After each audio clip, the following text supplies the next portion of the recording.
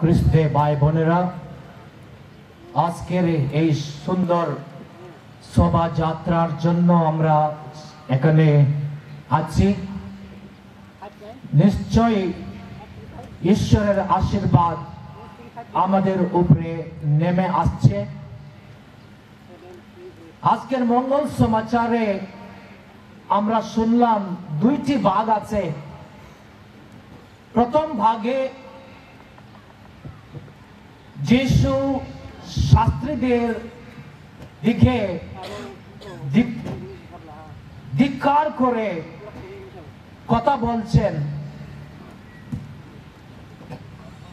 এরাই ছিলেন বিধানের রক্ষক এবং তারই বিধানের ব্যাখ্যা দিতেন।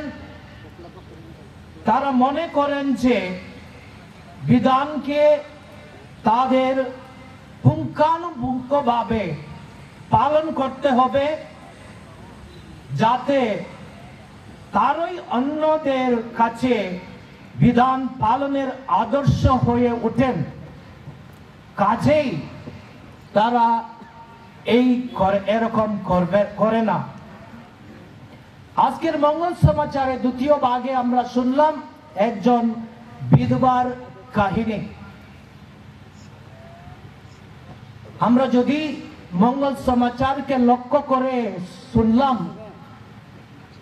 তবে যিশু লক্ষ্য করে ওই বিধবার দিকে দেখতেছিলেন, লক্ষ্য করে ওই স্ত্রীর দিকে দেখতেছিলেন। কিভাবে উনি ওই টাকা, ওই যে দুইটি মুদ্রা বক্সাতে ঢুকাইতেছেন, লক্ষ্য করে দেখতেছিলেন। প্রায় আমরা সব বিধবার কাহিনী এরকমই থাকে। আমরা জানি ইহুদিদের সমাজে বিধবাদের কোনো স্থান ছিল না। তারা সবাই গরিবদের ও অসহায় মানুষের দলের মধ্যে তারা পড়ে থাকে। যেহেতু তাদের কোনো সন্তান হবার সম্ভাবনা নয়, তাদেরকে লক্ষ্য করে না, তাদেরকে তুচ্ছ করে দেখে, এবং সমাজও তাদের কথা শুনে না। তাদের শ্বশুর বাড়ি লোকেরাও তাদের যত্ন নেয় না। এই পরিস্থিতি মধ্যে এই যে বিধবা সামনে এসে দুইটি মুদ্রা ওই বাক্সে ঢুকাই দিচ্ছে। খ্রিস্টে ভাই বোনেরা, প্রায় বিধবার কাহিনী আমরা জানি আমাদের গ্রামে, আমাদের সমাজে। কয়েকটা জায়গায় তাদেরকে কি করে ডাইন বলে তাদেরকে ধরা পড়ে।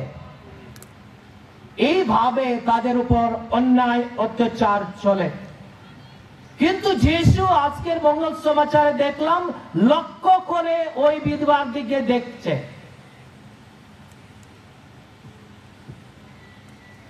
একবার মাদার তেরেসা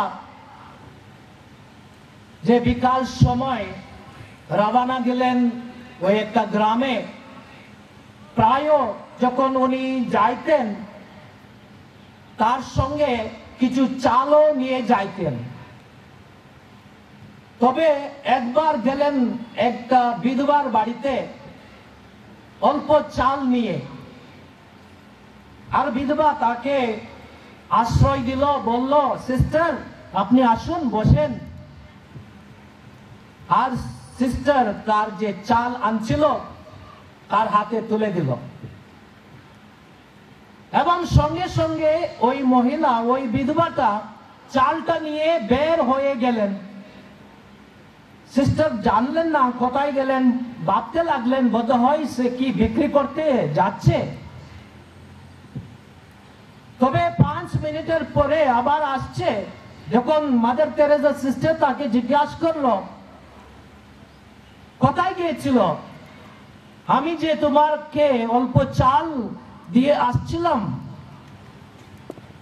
আর ওই যে মহিলা বিধবা গরিব সে বলল, সিস্টার অনেক ধন্যবাদ, আপনি আমাকে চাল দিচ্ছিলেন, আমি এই চালটা নিয়ে আরেকটা গরিব বিধবা আছে তার বাড়িতে দিয়ে আসছি, কেননা এই চাল তার জন্য দরকার আছে, আমার জন্য আজকের জন্য যথেষ্ট চাল আছে, এটাতে আমি বাঁচতে পারি, কিন্তু ওই পরিবার তার ওখানে কিছু নেই।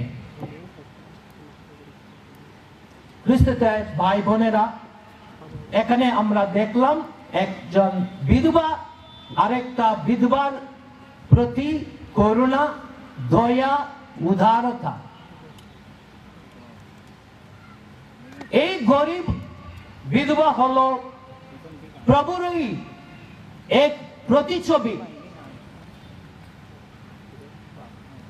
কারণ এই যে বিধবা যেভাবে নিজের সমস্ত কিছু দান দিয়েছেন, নিজেকে শূন্য করেছেন, এইভাবে যিশু আমাদেরকে সব কিছু দান দিয়েছেন। এই ক্রুশে টাঙানো যিশু, উনি সব কিছু দিয়ে আমাদেরকে পরিত্রাণ দিয়েছেন শূন্য হাতে। আমরা ফিলিপিদের কাছে ধর্মপত্রে তা আমরা এই কথা সুন্দরভাবে শুনতে পাই। অধ্যায় 2:6-11 যিশুর আত্মদানের জন্য ও তার শূন্য করার ফলেই আমরা পরিত্রাণ লাভ করেছি। খ্রিস্টে ভাই বোনেরা, টাকা কি দরকার নেই? আমাদের সবার জন্য টাকা দরকার আছে। স্কুলে গেলে টাকা দরকার, হসপিটালে গেলে টাকা দরকার আছে, আমরা অন্য জায়গাতে যাই টাকা দরকার আছে।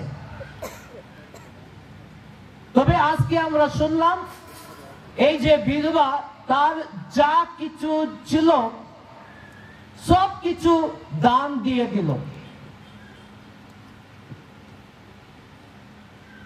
তবে টাকা পয়সাই যদি আমাদের জীবনের একমাত্র লক্ষ্য হয়ে ওঠে, তখন সব কিছু দ্বিতীয় স্থান পায়, এমনকি ঈশ্বরও দ্বিতীয় স্থান পায়। কেন? আমাদের লক্ষ্য থাকে শুধু টাকা। এর জন্য যিশু লক্ষ্য করে দেখলেন ধনী মানুষরা অল্প কিছু টাকা দিতেছেন এবং বিধবা তার হাতে যা কিছু ছিল সব কিছু দিয়ে দিল। একজন বিধবার সর্বস্ব দানের কথা আজকের মঙ্গল সমাচারে আমরা শুনলাম।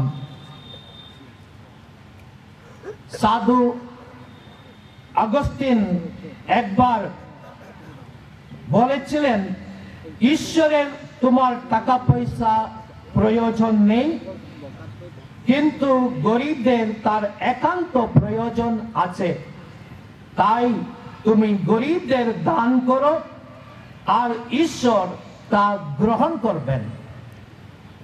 আমরা অক্টোবর মাসে মিশন সানডে পালন করলাম।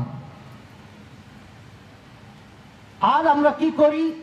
আমাদের প্রথা অনুযায়ী ওই কাম ভিতরে আমরা টাকা ঢুকাই এবং পালক পুরোহিতের হাতে আমরা দিই। কয়েকজন বলে এটা কেন দিতে হয়, কি কারণে এই টাকাটা দিতে হয়?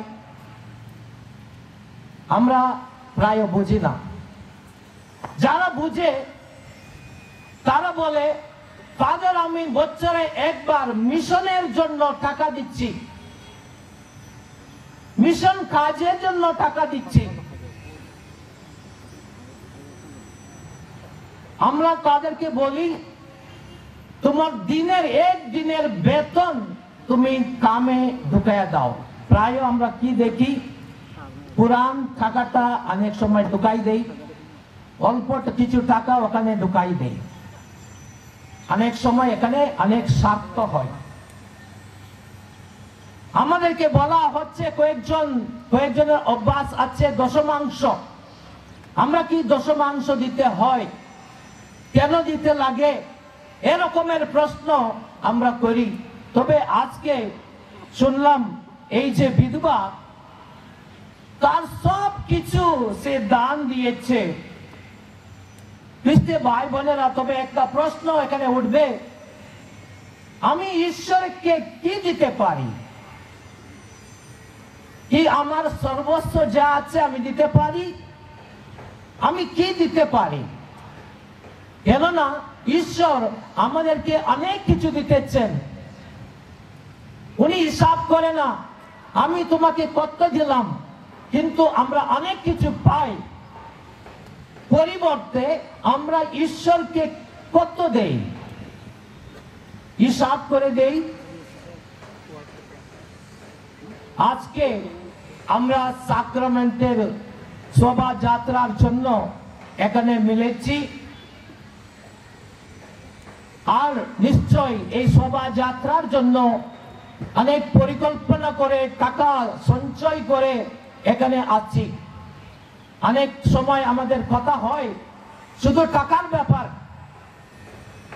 কিন্তু কি ধার্মিক ভাবে, এটা হলো একটা ধার্মিক আমরা অনুষ্ঠান, এই ধার্মিক ভাবে এখানে শোভাযাত্রা আমরা করি, এটার ব্যাপারে আমরা কথা বলি না। কেননা যখন আমরা বেশি কথা বলি টাকার জন্য, তখন এই ধার্মিকতা ওখানে ওঠে না। There is no spirituality. তাই খ্রিস্টে ভাই বোনেরা মনে রাখেন, এটা হলো কোনো মিছিল নয়, কোনো পার্টির মিছিল নয়, এটা হলো ধার্মিক মিছিল, পবিত্র সাক্রামেন্টের শোভাযাত্রা। আর এর জন্য আমরা সামূহিকভাবে আমাদের সব প্রতিনিধিরা বা ভাই বোনরা আমাদের প্যারিস থেকে এখানে আসছি। আমরা যখন সকল পুরোহিতগণ আজকে যখন শোভাযাত্রা করতেছিলাম বেদির সাথে, তখন একজন আমাকে জিজ্ঞাসা করলো, ওখানে পিছনে ওখানে কিছু সামনে বক্স আছে নি? আমি জিজ্ঞাসা করলাম কেন? আমি আমার প্রার্থনা ওখানে ঢুকাইতে চাই। আমি বললাম আমি জানি না ওখানে কি বক্স আছে কি নাই, তুমি জানাও তোমার কি প্রার্থনা। আমি তার প্রার্থনা তোমার কাছে জানাতে চাই। তার একজন আত্মীয় সে অপারেশন করতে যাচ্ছে হসপিটালে, সে সুস্থ হবার জন্য সে প্রার্থনা জানাচ্ছে। খ্রিস্টে ভাই বোনেরা, যেভাবে বিধবা সে সব কিছু টাকা ঢুকাই দিচ্ছে, এইভাবে আমাদের প্রার্থনা আজকে এই এখানে অর্পণ করি। আমাদের অনেক কিছু প্রার্থনা এখানে থাকতে পারে, তোমাদের মনে অন্তরে তোমাদের পরিবারের প্রার্থনা থাকতে পারে। আজকে আমরা এই প্রার্থনা যিশুর কাছে সমর্পণ করি।